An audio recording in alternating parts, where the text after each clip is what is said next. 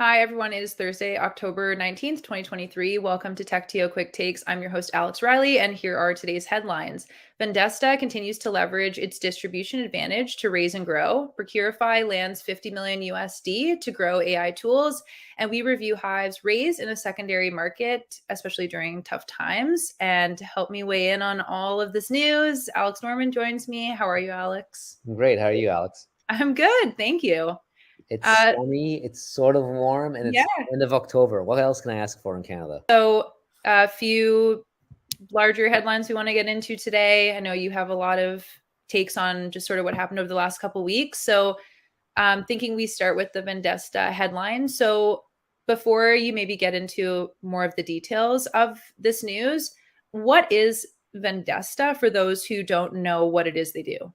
We're talking about three fundraisers today, and I Mm-hmm. feel like we haven't done it in a while, so it's generally good. And Vendesta one's actually big, but so for people that don't know Vendesta, it's Saskatoon based, and what they do is they have a bunch of SaaS products aimed at SMBs, and they enable third parties that sell SMBs to basically white label the products and offer it as their own products. Mm-hmm. So they're basically a SaaS platform that's distributed through other companies, and they're significant size. Through their embedding, they've reached 100 million in run rate revenue. They have 200,000 SMBs using their platform indirectly, Mm-hmm. and it seems to be quite a decent niche in the tech industry.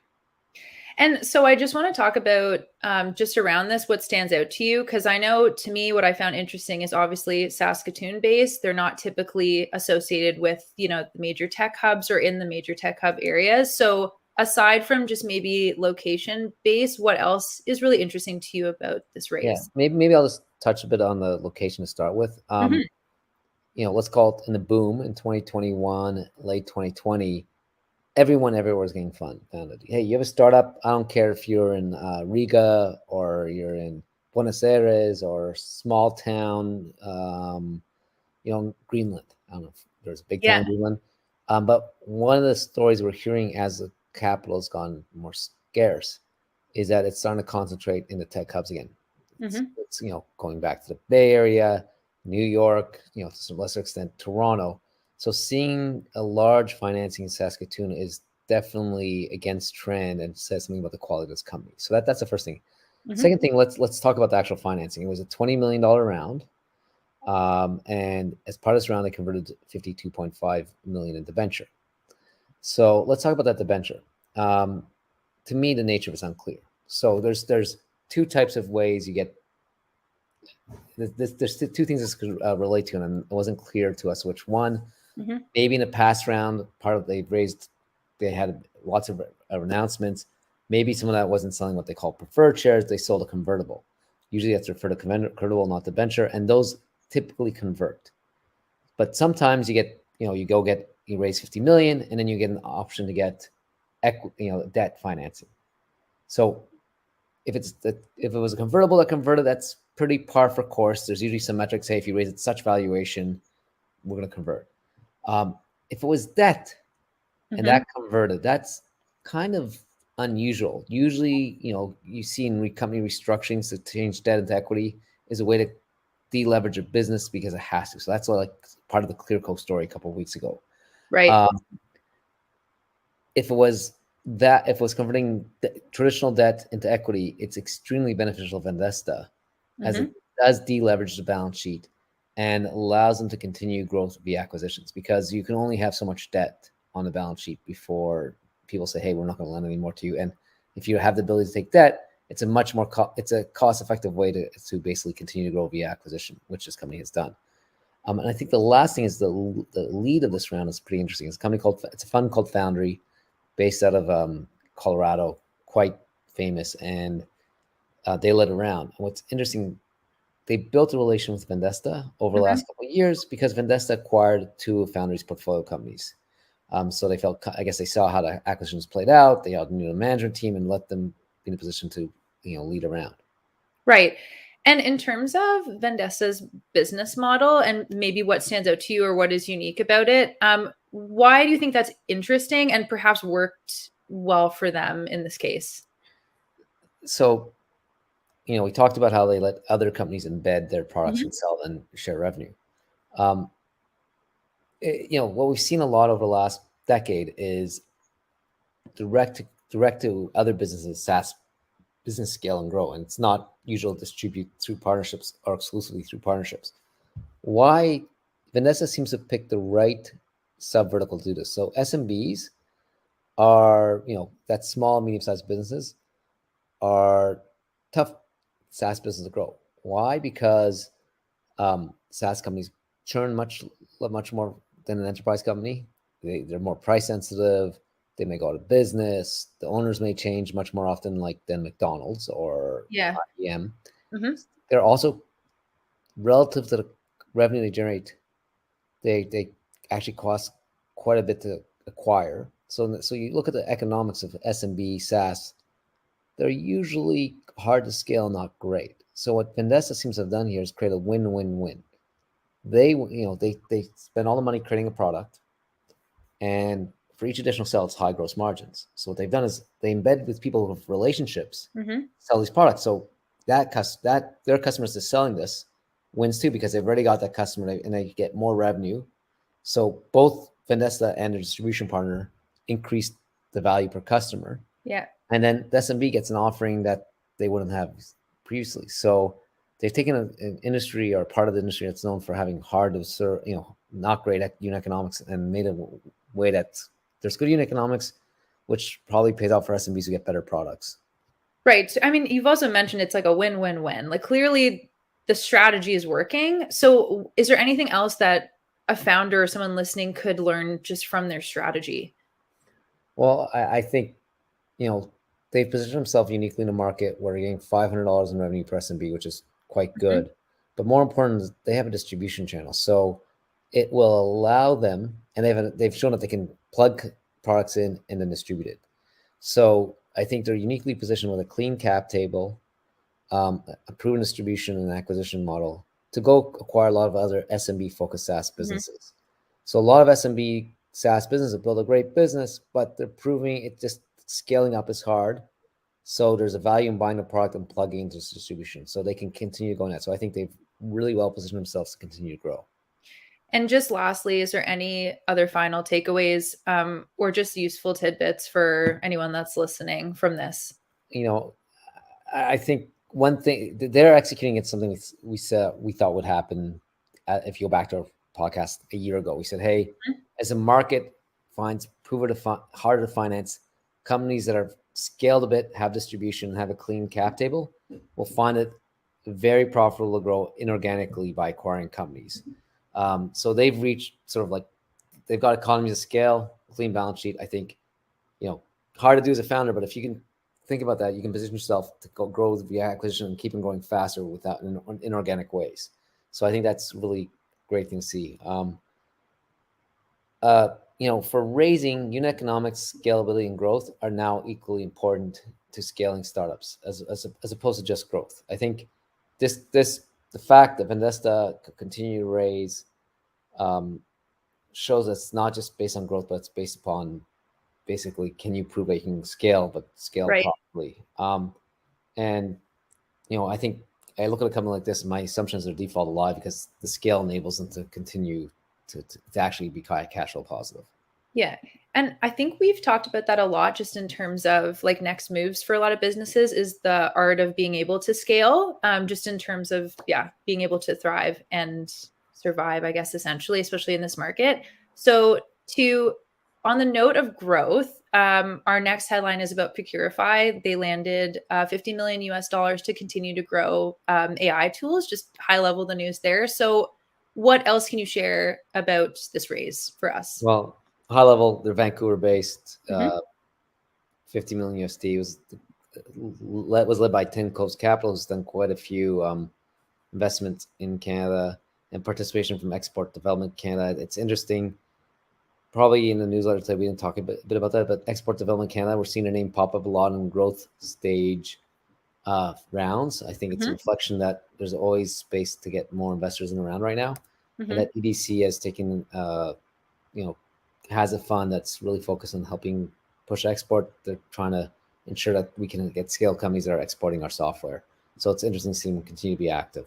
Right. And before we get into more of what is interesting to you about this, I do like when companies tend to utilize the name of their business to sort of explain or give an indication as to what they do. But for those that might not know, can you just explain what Procurify is doing? As you may have guessed from the name, they help companies with the Yeah. procurement process. Traditionally, procurement process, people think it's, if you're not in procurement, you think it's pretty easy. Hey, company needs to go buy staples or service. Mhm. Let's go find it and buy it. But as companies scale, there's a whole bunch of stuff about how you determine what to buy, if it's an RFP, who has authority, how do you pay. And historically, as it got automated, it was more and more disjointed. It wasn't really great. Procurify has built a platform to streamline the entire process from beginning to end. Mhm. So, anything from approval processes to invoice reconciliation to compliance checks are done via Procurify. So it probably removes lots of headaches and saves time and hopefully saves money for companies. And aside from the fact that obviously what they're doing is incredibly useful and they have seen incredible growth, is there anything, you can also get into the growth too that they've seen, especially year over year. Is there anything else interesting to you about this news?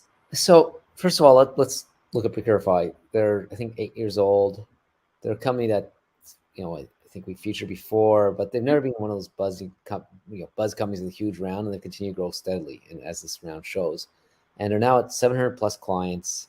They claim to be growing 100% year over year. Mm. And they've raised a relatively large amount. But what was interesting is this press release and the articles that talked about it focused a lot about the AI-based tools they're building and will be building. They talked about how they're using AI to detect purchase orders or invoicing anomalies. Hey, this is much harder than normal. The pricing looks wrong. And that it's going to take a lot of investment and use it to build AI tools to provide significantly more value to customers and to continue improving procurement process. Yeah, so it's kind of interesting to this. Compared to where we've seen AI promoted in fundraising announcements before, it's been either a brand new startup Yeah. saying, "Hey, we're AI first.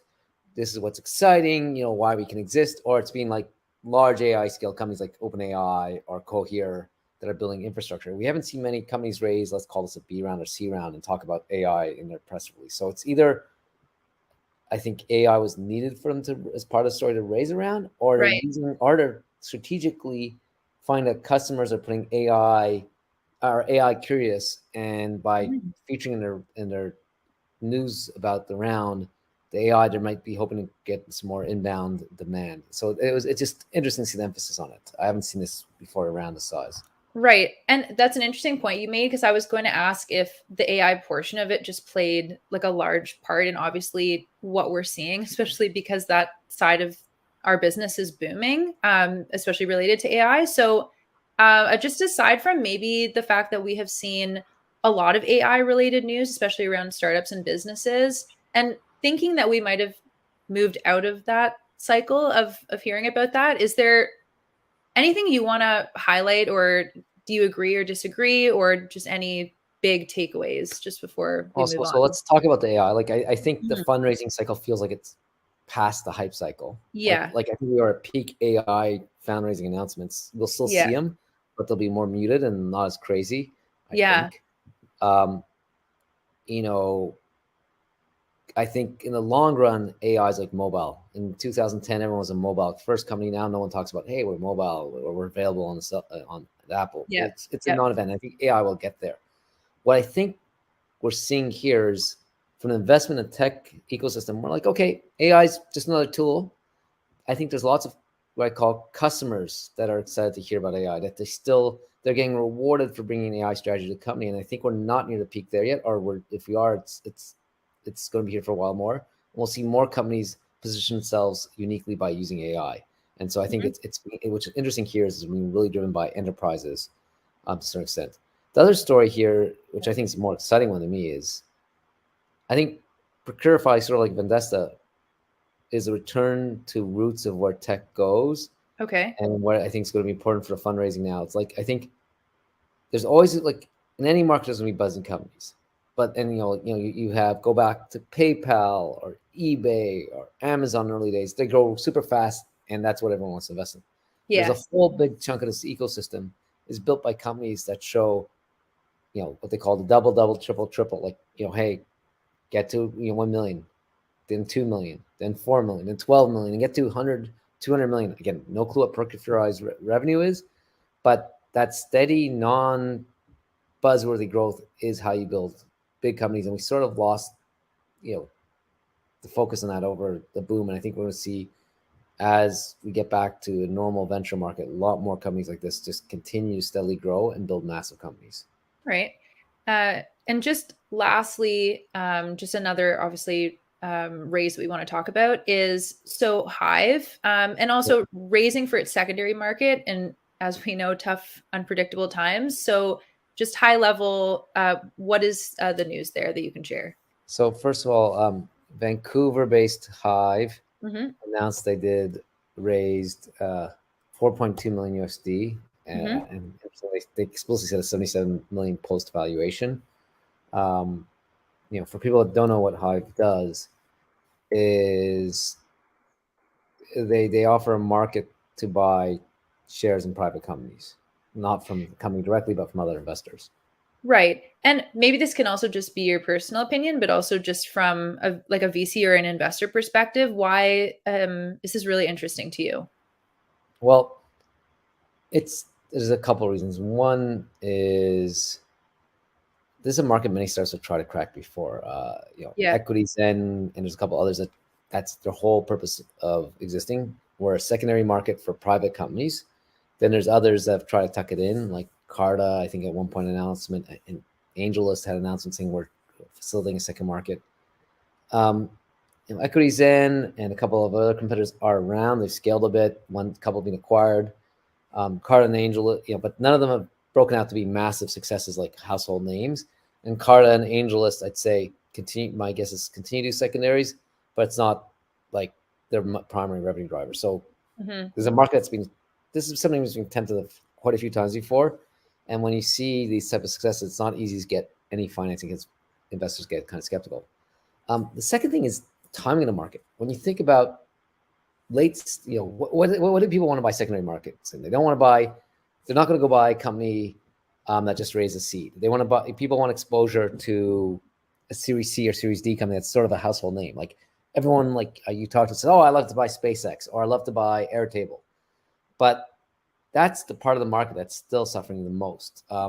You've seen a few IPOs, Klaviyo, Instacart, a couple other tech companies have gone public recently, I think, and valuations have fallen. And those valuations were way below the last round of private financing. So, Right. Where you think the secondary market has usually been the most transactions, the most exciting, has a lot of headwinds, where the valuations of past rounds are significantly down. And most sellers in this cases are either employees or investors. And I don't know if they really want to incur the losses. So you'd seem this would be a market that is relatively slow compared to a couple of years ago. Right. And I mean, I sort of like touched on this before I asked you this question, just obviously, over 18 months into the downturn or the slowdown, it has been very unpredictable in terms of raising in the market. And I always like to know, and I'm curious as to why it has worked for companies that have done it. So why in this case did it work for them and they could do it? So again, not an investor. My guess is they've shown growth. We'll get to that in a second. They've shown ability to Mm-hmm. be capital efficient or have low burn. And this is a large market because, for various reasons, companies don't go public. Companies stay private much longer and they're much bigger. So there is, if there's, there is a hypothetically big potential for a large market here with a transaction. So if you look at what they've announced, Hive first bootstrap to break even. They raised a small round previously and have shown to be capital efficient. So in this market, people like companies that aren't throwing around money to create revenue. They claim to have six-folded their transactions year over year to 170 trades in September. They have 570 companies listed and 12,000 users. So again, not all these companies transacted. It just shows us people interested in watching this market. And in a weird way, the headwinds in the market could be long-term tailwinds as the investors and the employees realize it's time to sell shares and here's a market with some liquidity. We, market's down, but I need to get, I want some cash. I want to de-risk, I'm 80% of my values in, I don't know, Flexport. Let me sell some and make that like only, get some cash. So the fact that the longer the market stays negative, the more it could encourage people to get the sellers to realize that their expectations are wrong and facilitate more transactions. Right. And just so lastly, a common theme that we've been talking about, especially over the last month, is just timing obviously being important, and also having a unique approach in terms of, I guess, raising or this market. So, whether it's utilizing expertise, building investor relationships, we've talked about that a lot. Is there anything else that would be useful to highlight for anyone that's listening? So yeah, like you mentioned, timing and unique approach. So let's talk first about the unique approach and then talk about timing here. Yep. Most of the secondary markets are relatively opaque. At best, they'll have, say, hey, we have Airtable's, last valuation was X, and, implying $50 a share. I'm making these numbers up. We have some available at $60 a share or $40 a share. And they won't tell you about past transactions. They won't tell you how much is available. And Hiive is trying to build a much more transparent market, showing you the bids, the asks, the last trades. So that's unique, and I think it's hard for companies that have like equities and to go change and mimic this right away, because they I don't know what any of these companies marketplaces are sourcing their shares. Mm-hmm. But if they're sourcing directly from the companies may not want the transparency, and and EquityZen has enough volume and revenue that they don't want to change the way they're doing it. So that's the unique positioning. I think now what's interesting in timing is the previous tailwinds may actually have been negative. It would be maybe even harder to compete with this model, 2 years ago. Yeah. For two reasons. One, as the market was going up, and everything seemed like a winner, investors wanted to hold, didn't have much incentive to sell. And when they wanted to sell, they knew another financing round was around the corner. There's probably going to be too much demand. If I want to take a secondary, I could probably get a secondary. So lots of if you go back to lots of those mammoth rounds we heard about in 21 or 20, a lot of those were being sold by the company, but a lot were being sold by earlier investors. So they didn't need a marketplace to facilitate it. And investors thought stuff would always go up. Now, and also the competitors like EquityZen raised at those valuations. So the competitors now have a problem where their valuation makes it hard for them to raise more money. So they have to be very careful how they spend their money. And there's probably limited upside until they get their models working. So now Hiive enters the market with a unique approach that provides more transparency, maybe interesting as a subset of sellers and subset of buyers. They have a lower valuation, so they don't have to worry about growing into stuff. Mm-hmm. And as people realize that we're not returning the secondary sales in every round of valuation, people will be looking for another source in marketplace to sell their shares. So I think that's interesting. So I think all those, it's interesting when you look at the timing and how what looked like tailwinds could have been headwinds before, and now might be Right. what looks like headwinds may be tailwinds. And then again, as I mentioned with Procurify, capital efficiency is once again looked at as favorable from investors, and you're with the same metrics. If you could prove you're more capital efficient than your competitors, you could probably more easily raise. Right. It is interesting that we have seen that switch in terms of the headwinds versus the tailwinds, and I think that's a good point to end on. Before we wrap up, just a few event announcements. We have a lot of insider related events coming up, which is very exciting. I love that we're trying to leverage more networking opportunities for that community. So if you don't know about our insiders program or you're curious about it, you can obviously find all of that on our website, along with the information about our event on October 25th, which is a virtual kind of ask me anything. So again, Alex will be able to answer your burning questions or give his perspective on anything that's happening in the world of tech that you're curious about. And November 29th, we're going to Othership for that as well with our insiders, which will be very Tell bonding. people what Othership is if they don't know. Yeah, so Othership, I guess the best way to describe it would be it's just a facility that promotes obviously like stress relief, mental health, and it brings together, I guess, people within like a class format to kind of go through, I guess it's like breathing exercises, and I think it's like a hot cold plunge, but very much about the de-stressing and kind of, I guess, helping everyone recharge before the holidays. I think that's what we were going for with that. But that'll be, I think, a great way to bond and just recharge before the holidays. And lastly, our final TechTO together of the year is November 6th at Rotman. So if you weren't able to attend our last TechTO Premium at Rotman, lots of people expected, great lineup of speakers, amazing venue, and then of course an after party. So you can find all of that on our website, techto.org. Anything you want to highlight before we go, Alex? Well, I think Amar Varma just verified that he's going to speak in. He's going to do Fireside with in November. I think if you haven't heard Amar speak before, you don't know who he is. He's an ex-VC. He's had a couple big exits. He has a new company just raised $10 million. He knows. You want to hear him speak. He's inspirational. He's insightful. If you're in Toronto on November 6th, you should join us. Yeah, and it's also, you get to meet him and talk to him, which is another great thing about our events as well. Thanks, Alex, for that. And also thanks for helping us break down just the news from the last couple of weeks. If you enjoyed today's episode, don't forget to like and subscribe wherever you're watching or listening. And we will be back in 2 weeks' time with another edition of TechTO Quick Takes. And until then, we'll see you on the inside. We're in the business of delivering impossible things. We're in the business of delivering things that nobody's ever seen before. If you build that culture, you'll come up with really cool and innovative stuff, and literally could be in the next multi-billion-dollar idea. So this conversation is largely going to be about scaling yourself and scaling your leadership team.